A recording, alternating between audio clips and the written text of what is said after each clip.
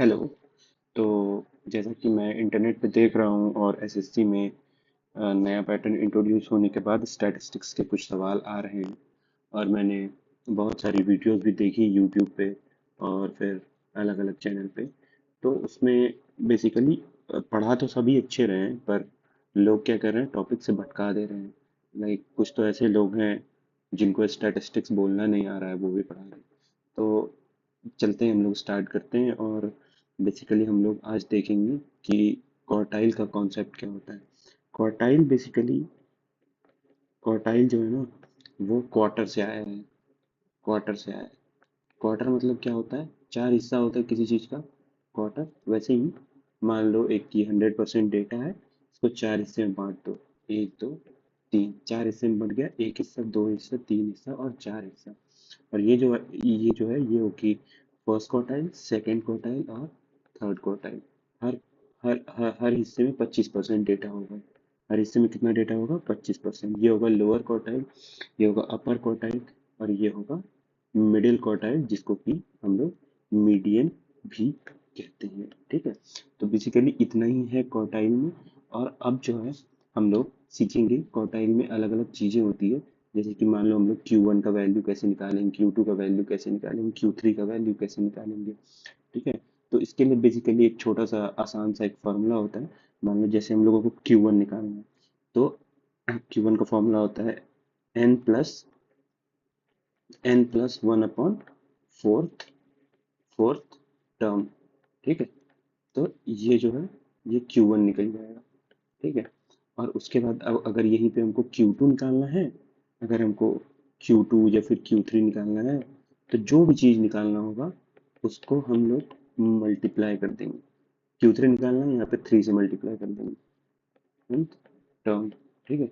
तो ये Q1 Q2 Q3 ऐसे ही निकाल देंगे। बस ये ध्यान रखना है कि हमको यहाँ पे 3 से मल्टीप्लाई करना है थर्ड क्वार्टाइल में। ठीक है। इतना ही है क्वार्टाइल निकालने का। बस यही दो मेन चीज़ है, Q1 और Q3 निकाल देंगे तो हम लोगों को क्वार्टाइल से रिलेटेड सारे सवाल हो जाएंगे। ठीक है। तो उसके बाद क्वार्टाइल में और भी चीज़ें होती है, और भी छोटी छोटी चीज़ें होती है, जैसे होता है इंटर क्वार्टाइल रेंज। IQR उसको कहते हैं शॉर्ट फॉर्म में। तो रेंज, आपको पता ही है रेंज क्या होता है, बड़ा वाला वैल्यू माइनस छोटा वाला वैल्यू। इसमें बड़ा वाला वैल्यू क्या है, Q3, और छोटा वाला वैल्यू क्या है, Q1। ये क्या हो गया, ये हो गया इंटर क्वार्टाइल रेंज। और नेक्स्ट चीज है क्वार्टाइल डेविएशन। क्वार्टाइल डेविएशन, बस रेंज को 2 से डिवाइड करना है, उस वही हो जाएगा क्वार्टाइल डेविएशन। ठीक है। और उसके बाद फाइनल चीज होता है coefficient of coefficient of quartile deviation. ठीक है।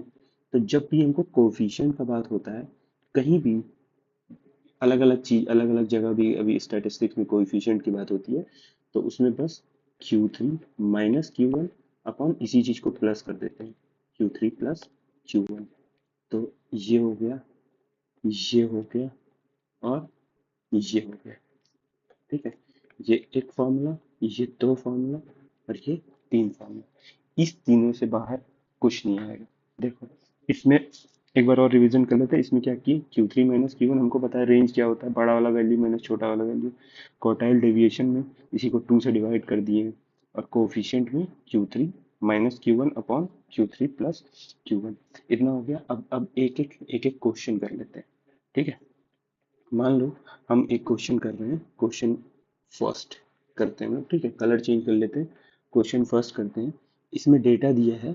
ये क्वेश्चन मुझे टेलीग्राम चैनल से मिला है, तो मैं क्लेम नहीं करता हूँ कि ये मेरा क्वेश्चन है, पर मैं बस ये सॉल्व करके बताता हूँ कि क्या कैसे है। मान लो हमारे पास डेटा है, 11 है, 18 है, 22 है, 40 है, 41 है, 62 है और 70 है।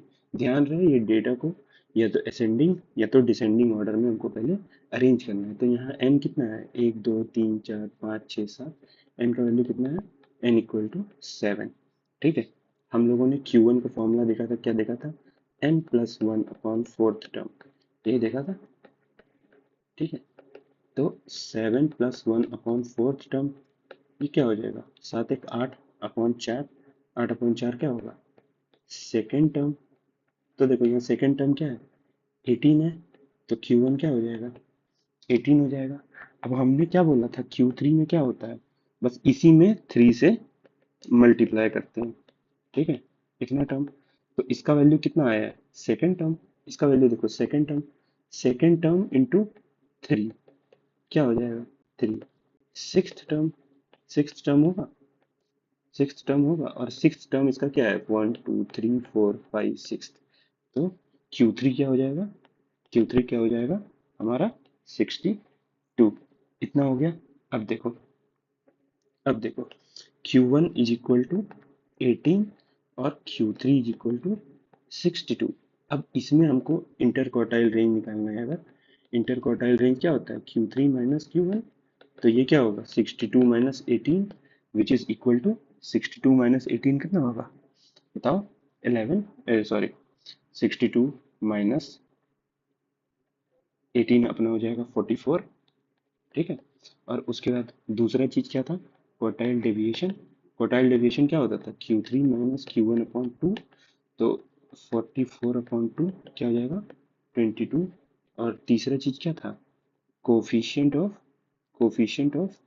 QD क्या हो जाएगा ये, 62, sorry Q3 minus Q1 upon Q3 plus Q1, ये क्या हो जाएगा, 62 माइनस 18 अपॉन 62 प्लस 18। तो ये क्या हो जाएगा, 44 अपॉन 44 अपॉन, ये क्या होगा, 70 और 1 80। तो ये क्या हो जाएगा, 11/20, ठीक है। ये कोफिशिएंट ऑफ, ये हो गया, आया ना समझ में।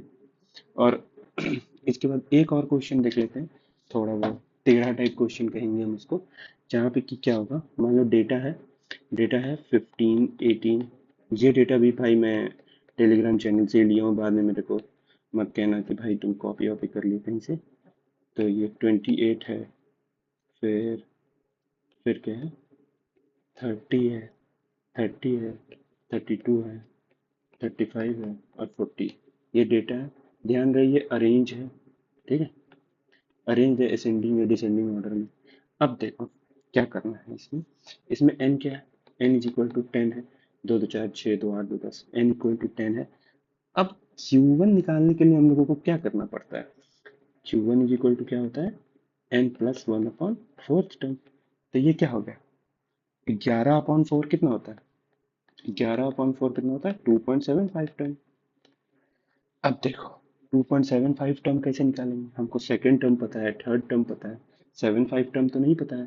तो 2.75 टर्म निकालने के लिए हम लोग क्या करते हैं, पहले तो सेकेंड टर्म लिखते हैं, सेकेंड टर्म प्लस 0.75 टर्म ऐसे लिख सकते हैं। तो सेकेंड टर्म क्या है, 18 है। और अब 0.75 टर्म निकालने के लिए 0.75 इंटू इसके बाद वाला टर्म, मतलब third term minus second term, 22 - 20 ये कर देंगे। तो 18 प्लस 0.75 इंटू 2 कितना होता है, 0.75 इंटू 2 कितना होता है, 1.5 होता है इसका, प्लस 18, ये क्या हो गया, 19.5। तो Q1 अपना क्या हो गया, 19.5। वैसे ही अब Q3 अगर निकालना है तो n+1/4 ये हो जाएगा, ये टर्म हो जाएगा। हमको पता है कि ये कितना आया था, 2.75 टर्म आया था। इसी को अगर हम लोग 3 से मल्टीप्लाई कर देंगे तो ये Q3 आ जाएगा, मतलब 3 इंटू 2.75 टर्म, ये हो जाएगा। तो ये मल्टीप्लाई अगर करेंगे, Q3 अगर बनाएंगे तो कितना होगा, 2.75 इंटू 3 कितना होता है, ये हो जाएगा 8.25 टर्म, ये हो जाएगा, ठीक है, 8.25 टर्म हो जाएगा। अब देखो वैसे ही सेम तरीका से आठवां टर्म क्या है, 1 2 3 4 5 6 7 8, आठवां टर्म क्या है, मतलब एट्थ टर्म प्लस 0.25 टर्म। आठवां टर्म हमको पता है 32 है, और 0.25 टर्म करने के लिए नाइन्थ टर्म, मतलब नाइन्थ माइनस एट्थ टर्म।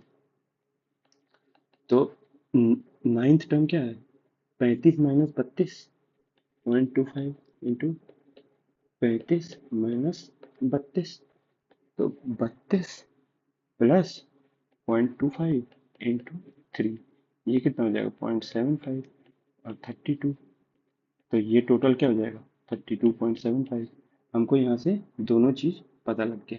क्या Q1 कितना आया था 19.5, Q1 आया था 19.5 और Q3 आ गया 32.5।